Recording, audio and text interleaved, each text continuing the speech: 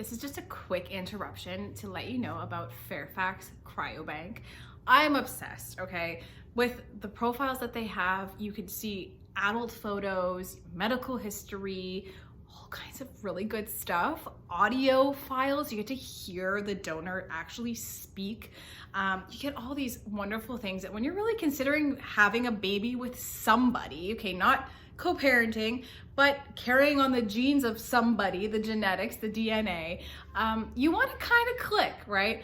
And Fairfax Cryobank offers so many donor profiles. They have access to all this information and more, like I said, and their customer service is incredible. They can get orders out so quickly for you, get them to your clinic.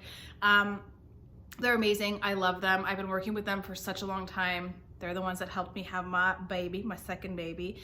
And I can't recommend them enough. They truly are incredible. And I'm so grateful to them for sponsoring this episode. They are amazing. Go check them out. They are offering you, a viewer, listener, 90 days, 3 freaking months of full free access to all the donor profiles, everything for 90 freaking days. You could have your girlfriends over. You guys could check out the donors. You could have tea, you can have a glass of champagne, whatever floats your boat, okay? It's really a fun thing. You can make it really fun. You can make it personal, do it all by yourself, whatever works. Whatever works for you. I had my best friend look with me, my mom looked with me, and then there was another time that I just wanted to look by myself. I wanted to really feel it out. So whatever works. But if you use Single Mom Mindset 25 all together, you'll get those 90 days free. That just lets them know that I sent you over there, because I'm always talking about them and hyping them up because they truly are incredible. They helped me grow my family and I owe them that, right? They're amazing. They truly are a really great group of people. So go check them out, check out all the donor profiles, and yeah, good luck on your journey. And if you find your donor from Fairfax, you need to tell me, just so I can give myself a little, that I'm glad that I sent you there and that, I get a tiny little piece of your donor story. Just it's minuscule, but I hold it dear to my heart. So thank you. Go check them out. Thank you to Fairfax Cryobank for sponsoring this video. They're amazing. Go check them out. Back to the show. Hello and welcome back. In very me fashion, I just did a workout. I look sweaty. We're fitting it in when we can, where we can, during my son's nap. It's just craziness, let's be honest. And if anything, this is just a very raw and real introduction to what solo motherhood is like, with 2 kids, one that is a toddler, running a business, working from home, all of the things. It's slightly organized chaos day in and day out. And we're just making it happen. We're winging it. Okay, so today I wanted to talk to you about things that I wish I knew before becoming a single mom by choice. Because as you know, I spent years wrestling with the idea, is it the right call? Should I wait? Am I doing something wrong? Are my kids gonna hate me? Yada, yada, right? The things that if you haven't made this choice yet and you're kind of wrestling with it, you're thinking about too, I know. So I wish I had known how wildly easy it actually is. Now there's all these narratives about single moms and the stats and all these things, and I say it time and time again, these stats on single mothers and their kids growing up to be inmates and scum of the earth and all these horrible things, and they're destined for failure, these poor children, these stats are actually based very long time ago, years ago now, okay, on a system that was set to have single mothers fail, okay? These are women, our grandmothers, who weren't really able to work, and if they were working, they weren't jobs that paid them very well, couldn't have a car, couldn't drive, couldn't get a house, they were so strapped, so they were left in a position where they had to struggle, and therefore they were working 2, 3 kind of not great paying jobs, so they were struggling, and then their kids were being raised by the neighbor because they couldn't be there, and that's where the system really failed the children. It wasn't that single moms didn't care about their kids, it was the single moms were put in a position where sometimes the husband left or he died or it really was awful and she had to escape and get out, and she was left with no options. Those are the stats we're talking about, okay? So when people throw that at you, it is not relatable to your circumstance whatsoever, okay? And these things are changing because we're seeing now that women, our mothers, okay, we're able to work and have real careers and go to school and get super educated and do all the things. So it's a completely different reality, okay? So that's why the stats are changing. Now, so does that mean that our kids don't need influence from other people in our lives? Of course. Does it mean that our families are going to look a little bit different? Of course. But the whole, your kids are doomed. Absolutely not. You're going into this decision, if you're a single mom by choice, with intent. You're planning ahead. This is not something where, you know, your kid's 6 and you're like, oh my God, what am I gonna do? I was reliant on my partner. I was staying at home. I don't have, you know, maybe I'm not super educated. I don't have any real working experience. Now I'm stuck. This is not the same thing. Now, there are some women who decide to take this path when they're not really financially in the best spot. I have a hair on my face that is picking me. I don't know what's happening. I don't know where it's from. It's tickling me. Sorry. But yeah, there are women that choose this, okay, that maybe don't have great careers right now and are feeling like, hey, I need to get my finances in order to be able to provide for my kids. So we're women that are thinking ahead. It's not just, hey, I'll just have a baby as a choice mom. I'll go through fertility. I'll do all the things and just see what happens. No, there's a lot of planning that goes into this. And again, I have things available to help you. I have resources that will help you if your finances are something that are an issue, how to help you start making more money, to set yourself up for success as a solo mom. I teach all of these things. I have the resources. I can help you. We can do a one-on-one, all the things, okay?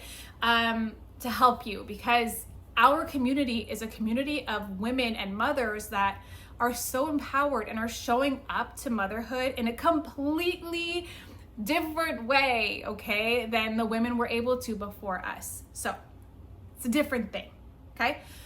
So yes, it is much easier than people think. And it's done with way more intention than people think. There's all these statistics and these outdated narratives of, you know, people thinking that we're doing something that we're really not. So that's why it's important to talk about it. It's important to share. It's important to keep showing up and showing our stories. Sorry, I almost dropped that. And encouraging one another and educating one another and just sharing, okay? Because then that's how the world changes. That's how things change over time, we hope. Another thing is the age gap thing. I feel like I've been talking about this a little bit more. I was terrified, okay? My daughter was 6.5 when my son was born. That is significant, obviously, right? I was afraid of that. I'm afraid of it with baby number 3 because my son, my youngest one, is already 3.5. He's going to be 4 in the fall. My daughter's already 10. So a baby coming in, let's say, a year is, you know, there's age gap. So it's like, it's a little stressful because it's not as easy to get them to play together. Like my daughter's 10, my son's 3. Like, it's hard. My daughter is like in the preteen-ish, you know, stage. Like she doesn't want to watch little baby cartoons. She doesn't want to do a lot of the little kitty things that he likes to do. So outings can be a bit challenging, like finding something that's good for both of them. Things like that is truly a struggle. Would I change it? No. But would I have waited so long? No. Okay, that's another point to stop waiting. The time is now. It's just gonna end up being more and more time because if it's on your heart to do this, it's for a reason, okay? But yeah, it's hard, and I'm noticing it more and more as my daughter gets older because she's like, again, preteen, not interested in the baby stuff.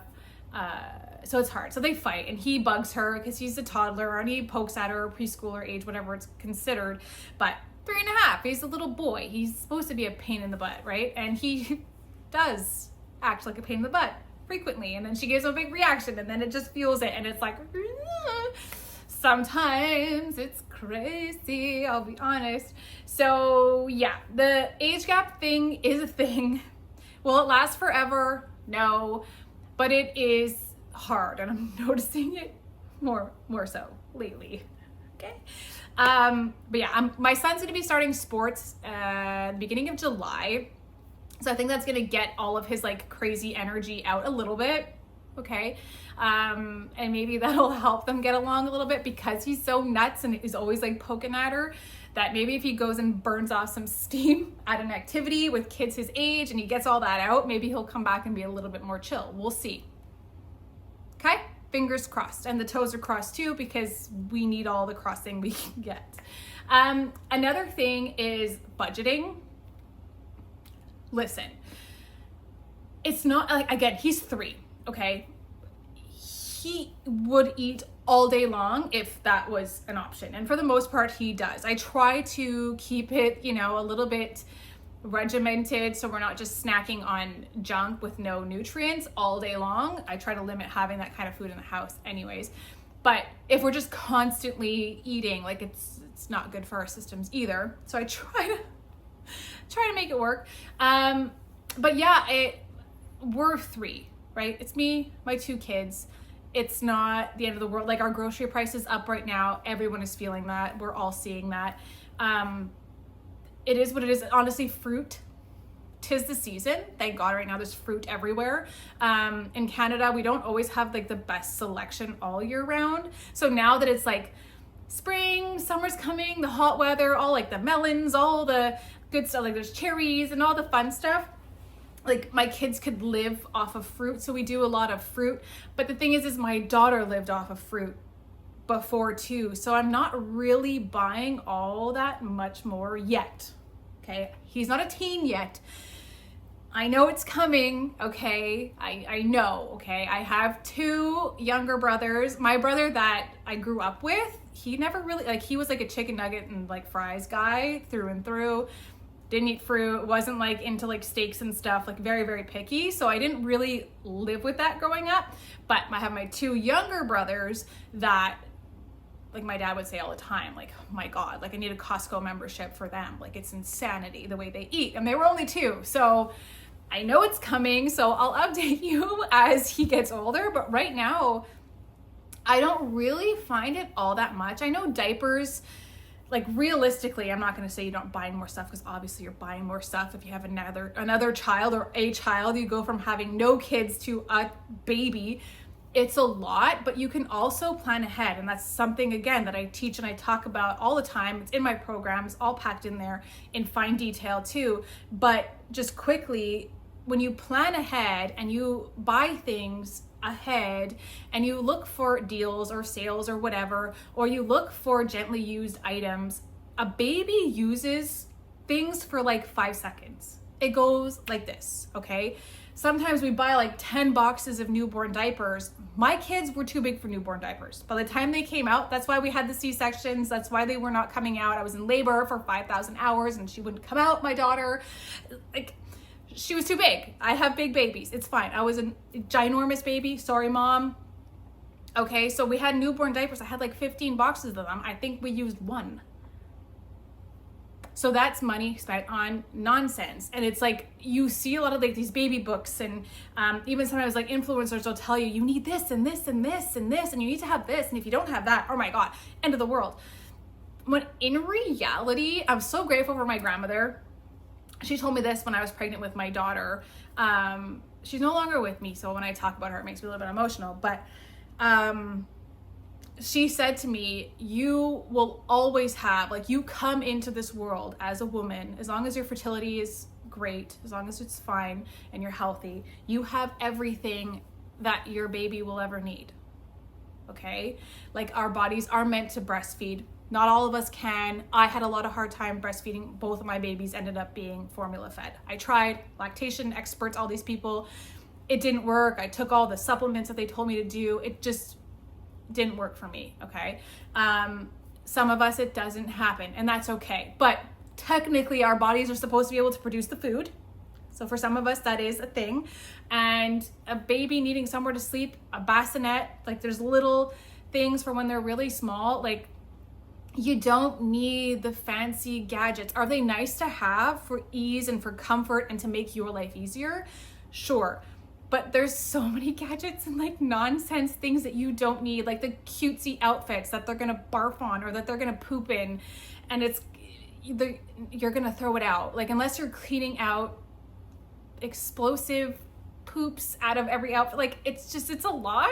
And it's so much easier to just have a quick onesie, because when they have, like, for girls, if they have the dress or a two-piece thing, their t-shirt ends up at the pits, their whole belly's out all the time. It's not the look that we're going for. So really, just a bunch of onesies, the whole thing, where it's like the arms are in, the legs are in, and it just snaps. Life is easy. A zipper that goes both ways, mwah, magnifique. But that's it. Like, you don't need a bunch of this crapola that they try to sell you on. I'm telling you, I had my second. I didn't have a sprinkle shower, didn't have a baby shower. I don't have tons of local friends, be honest. I don't have a lot of people to really celebrate with in that way. And I had already had a baby. I had a baby shower with my daughter. It was mostly my ex's family and everyone that was around at that time. And yeah, so I kept so much of my daughter's stuff because I thought, maybe I'll have another. I always had it in the back of my head. Maybe I'll have another. And still, with my second, there was a bunch of stuff that it's like, why did I keep this? Like, I don't even need this. Like fancy changer pad things. A towel and the floor is lovely. A towel and your bed is lovely.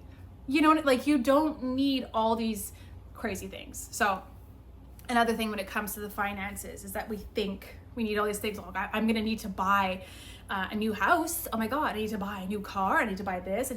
If you're driving a junker that breaks down all the time, you're going to want a dependable car. Sure, if you're in an area where you don't really use public transport, there are women, okay? New York City women, like, think Sarah Jessica Parker, getting on a subway with a kid, with a baby. People do it all the time. If you're in an area where that's the norm, you don't need a car. Like, you have to really think about it and really use like your own sense. Like, your day-to-day life. Are you gonna need help? Find the help before. Interview people before you even do your IUI, your IVF, any of that. Put some feelers out there. See if there's some au pairs in your area. See if there's part-time nannies that you're like, wow, I love her. I love her values. We really, we click. Like, she gets me, I get her. She kind of parents the way that I do. I have like those kind of ideas for what my kids are going to be raised as. She gets it. Cool. Let me keep your number. Like, I'm planning to get this done.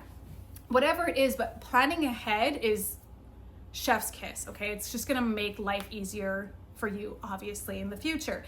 But yeah, last thing is that sometimes we doubt ourselves, and that's just like everything in life, right? Many of us spend so much time, especially as women, doubting ourselves, doubting our abilities, doubting, am I going to be good enough? Can I afford this? My kid's going to hate me. Am I going to have support? All of the things. If we sit there and let it just build up, there's all kinds of stuff that we can find for why we shouldn't do this, and we're not good enough, and we're not smart enough, and we're not doing enough of this. We don't have enough of that, blah, blah, blah, blah, blah, blah, blah, right? We can all do it forever. But the reality is that motherhood is hard, yes, and I say it all the time, but you can do it, okay? None of us come into motherhood with all the answers. You already know I'm 10 years in, okay? My oldest is 10. I still don't have all the answers. I'm still figuring. Now she's in the preteen stages. Now we're full attitude. Now my friends are my world most of the time. Like, she just wants out. She just wants to be talking to the friends. She just, the social life is so much more now. And that's hard. Like, that's a new stage where I'm like, what am I doing? Like, how do we do this? And oh my God, the teen years are just around the corner. How the F am I gonna deal with that? Like, I was a teen from hell. Like, my poor parents, I was a nightmare. And it's like, is karma gonna get me? How am I gonna deal? How am I gonna protect her? How am I gonna keep my kids locked up and safe and protected? And it's like, that gets scary. But again, we're doing it. I'm figuring it out. I talk to my kids all the time. I'm so annoying, I'm sure, but we have a close bond, okay? My son is 3, so we're close in the way that you can be with a 3-year-old, but my daughter and I, she tells me everything, and I do my best to meet her where she is, and I do my best to say, hey, you know, if she comes at me with something that I'm like, I don't know. I don't know what to say. I don't know what the right thing is to tell you. I don't have the best advice.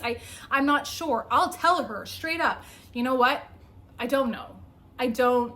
I'm not sure what the best move is here. Let me stew on it for a minute and I'll come back to you. I hear you, but I want to support you in the best way. And for me, that's being honest. Hey, I don't know. And explaining to her and my son in a lot of ways too, that I don't know everything. Adults don't, just because we're grown, like we're still figuring life out too, right? So I don't have all the answers. I'm here to support you, but I speak to both of them like they are human beings. Whereas when we were growing up, for a lot of us, it was, you're the child, I'm the adult, very like Danny DeVito and Matilda, like I'm right, you're wrong, I'm big, you're little, there's nothing you could do about it kind of mentality was pretty big, I think, for most people growing up. So I'm trying to do it differently. And I think most millennial parents are trying to do so with our kids and just do our best to allow them to be who they are, show up unapologetically as themselves, and be the best parents we can with what we have, you know, doing our best, apologizing when we screw up, saying, hey, mom's not perfect, I'm still learning, you know, asking them, what could I do to make you feel more supported in this? Is there something that you wish was different in our home or whatever? And I like to ask my kids that all the time, frequently, not daily, obviously, but you know, once a month or whatever, we have a check-in where it's like, hey, what's going on? How's school going? And listen and do my best. And hey, am I the best mom? No. Do I lose my temper? Yeah. Do I get so effing overstimulated? I've got deadlines. I've got this. I've got that. The laundry's going. There's something buzzing. What's buzzing? Something stinks. Is it someone's socks? What is happening? And then the baby, he's 3, he's still the baby. But he's screaming about something. My daughter's yelling about something. The cat threw up and it's like, ah! And I lose my marbles. I also have ADHD. I have misophonia, listening to you eat something while someone's doing this and I'm trying to have a thought and it's like, okay, I am by no means perfect, okay? And no mother is, no parent is, no person is, right? But we're doing our best. And guess what? You, as somebody who's considering doing this, or maybe you're already a single mom by choice and you're here just looking for community and someone who gets it and is living it too. Hi, everyone is welcome. I love it. But none of us are perfect. We're all just figuring it out and we're doing our best. And that's all that matters. And I know if you're considering this, you're going to do your best and hey, you're going to screw up, you're going to trip, you're going to fall, and you're going to get back up. And you know what? I can almost guarantee you're probably going to be someone who apologizes because you're doing this with intention. You're showing up as someone who wants to be a mom and you want to do it right, you know, and you want to show up as the best version of yourself for your kids to be able to give them the best life and the best opportunities and the best everything. So you're going to do the best that you can because you're doing it from a place of such intention and confidence and love. And it's so different. It's so different. Okay. I think that's it. I think next week I want to do a like a Q&A type of thing. I'm thinking about maybe doing it live. I've never done live on YouTube before. So we'll see. I might not do live. It might just be a Q&A. So if you have questions, please drop them below. You can DM me over on Instagram if you like, at Candace Catherine, even on TikTok at Candace Catherine there too. You can send me a DM there, wherever you feel most comfortable. But yes, please like, comment, share, and subscribe, and come back next week. I'm so glad that you're here. Bye.